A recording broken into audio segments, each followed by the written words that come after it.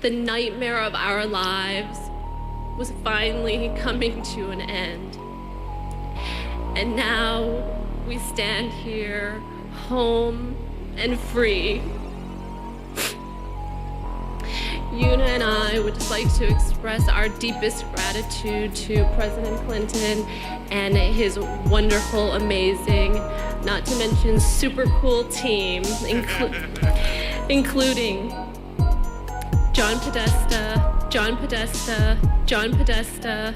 Are you kidding me? President Clinton's private plane. And joining me now with reaction is former White House press secretary and Fox News contributor Dana Perino and Alexis Click from the Fox Business Network. Guys, good to see you. Thanks for being with us. Nobody's unhappy here that these journalists were released, right? We're all happy about it. We've got to ask one question, though. I would doubt that a former president of the United States would go meet a dictator if the deal wasn't arranged ahead of time. Absolutely. So it's wonderful that they are released. I had two questions. Yeah. One, how did they get there in the first place? I think this is a question that hasn't been asked enough. Right. What were they doing? Whose idea was it to send these young women into North Korea? I think we need some answers on that. That's a great question. And maybe Al Gore, I'm not saying Al Gore is responsible if he made the order, but ultimately he's responsible. And I think we need to hear a little bit more about that. But you're absolutely right. I think the books were cooked beforehand. Yeah. And the only question we have now is, what was offered or what was said in response for it? I'm looking at, is it a fair question? Did America, the United States of America, potentially give up something that we may not find out about for some time? Got to sleep in their own beds last night, not to mention hug their families and enjoy home-cooked meals for the first time in 5 months. And we're learning much more this morning about their ordeal as prisoners of North Korea. Here's CBS News correspondent Bill Whitaker. While Laura Ling and Una Lee are celebrating their first days of freedom, we are learning more about their life in captivity. Although they appeared in good health, Lee lost 15 pounds. Ling suffers from ulcers. They actually were kept apart most of the time. On the day of their trial, they hugged each other, and that was it. Their arrival was like a made-for-TV moment, made-for-TV moment, made-for-TV moment. Home after almost 5 months of captivity and constant fear, when they were suddenly called to a meeting by their captors they didn't know what to expect. When we walked in through the doors, we saw standing before us President Bill Clinton. Former President Clinton's trip was well orchestrated. The North Koreans told the prisoners they could be released if Clinton came to Pyongyang. The captive journalist passed the message to their families in phone calls. He was a safe choice. And what I mean by that is President Clinton would not go off the reservation. Clinton and President Obama had no direct conversation before the trip, but the White House did impose conditions. That Clinton would travel as a private citizen, and there would be no other negotiations on issues like North Korea's nuclear weapons. So Bill Clinton went to North Korea. And now we stand here, home and free. Bill Whitaker, CBS News, Los Angeles. Joining us now from Fresno, California is the Saldate family, Una Lee's father-in-law, Frank, mother-in-law, Karen, and sisters-in-law, Jenna and Kimberly. Good morning to you all. Good morning. Let me start with Frank. Does all of this seem real to you? Does all of this seem real to you? Does all of this seem real to you? Are you kidding me? Yes, it's been real, and it's been very scary. Now it's very happy, celebratory. And Karen, yesterday, what was that like to finally see your daughter-in-law come down those steps? Oh my gosh. It was beyond words, Harry. It was surreal. When those hangar doors opened, it was unbelievable. I can't even put it into words. One of the enduring images of yesterday that people will never forget is little Hannah with her arms around Una's neck. This little girl did not let go 1 second. She missed her mom very much. We had her on occasion for weeks at a time, and there were moments where she'd break down where she had missed her mom. Yeah. And Jenna and Kimberly, you pitched in to help take care of little Hannah. What was that like? Yeah. Yes, we did. Yeah, we did a lot.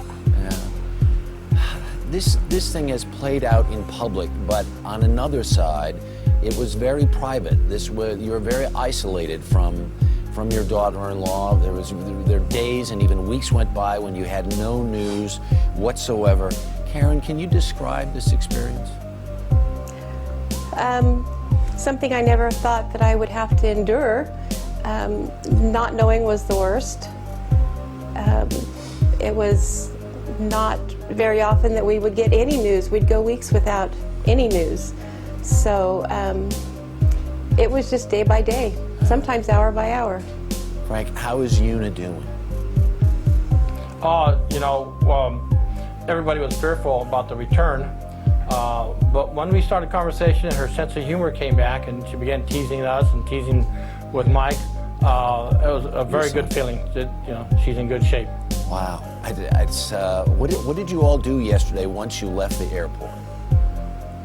All the drive back to the house with a fantastic escort thanks to the LA Police Department. That was overwhelming in itself. It was exciting. And then just to be at home, walking in her house for the first time, we allowed her the privilege of unlocking the door and walking in, grabbing her face, just so excited. I'm home.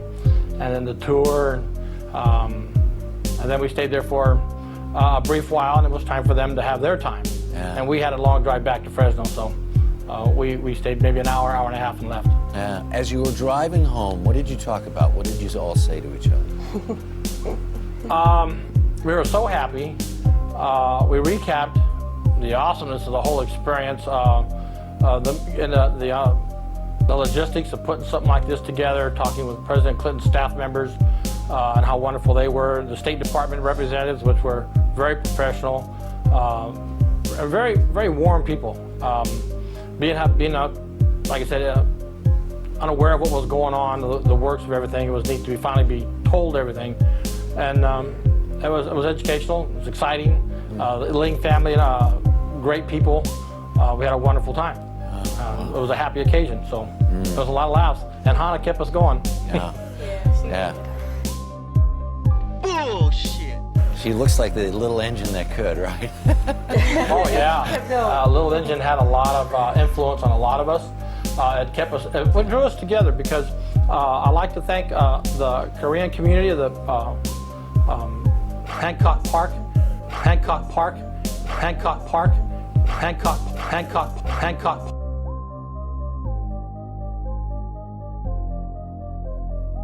area, because they rallied and supported Michael and Hannah as well as we did. They were great support.